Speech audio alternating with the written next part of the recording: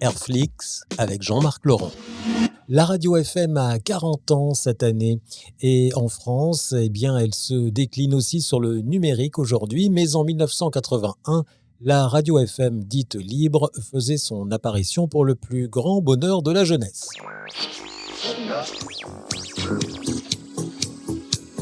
Jeanne Masse, vous ne connaissez pas.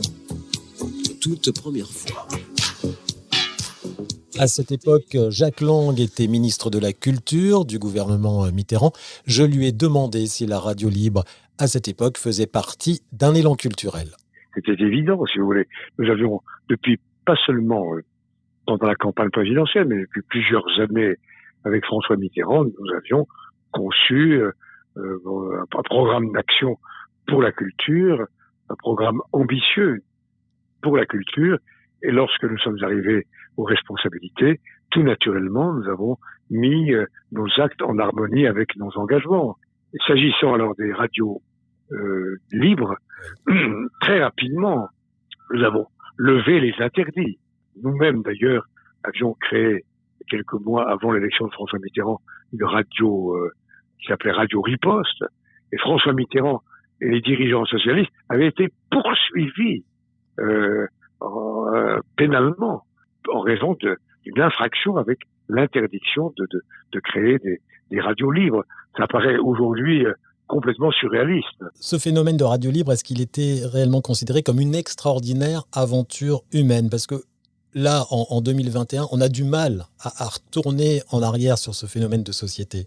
Oui, c'était en effet des formes d'une expression libre, autonome. Faut se souvenir aussi, à l'époque, l'audiovisuel public, les radios publiques étaient entièrement entre les mains du gouvernement. Et le gouvernement imposait ses idées, ses projets, ses programmes. Et donc les radios libres, c'est à la fois l'expression d'une revendication de liberté, mais aussi d'une volonté d'une expression culturelle autonome. Les informations d'énergie. Et la grande corbeille musicale, elle reprendra dans 5 minutes. Monsieur le ministre, vous-même écoutiez les radios dites libres à ce moment-là ? Oui, bien sûr, mais bon, je n'étais pas un fanatique absolu. Je veux dire, je n'étais pas nécessairement un bon auditeur. Enfin, je suivais ce mouvement, je l'ai accompagné, je l'ai soutenu. L'essentiel, c'est quand même que c'est François Mitterrand, c'est la gauche qui ont donné la liberté aux radios. Très bien. Bah écoutez, je vous remercie. Merci beaucoup. Puis, je ne veux pas glorifier le passé, mais j'aimerais surtout croire à l'avenir. Au revoir. Au revoir, merci beaucoup, au revoir. Je veux tenir le choc, je vais sur le boulevard du rock. Ouais.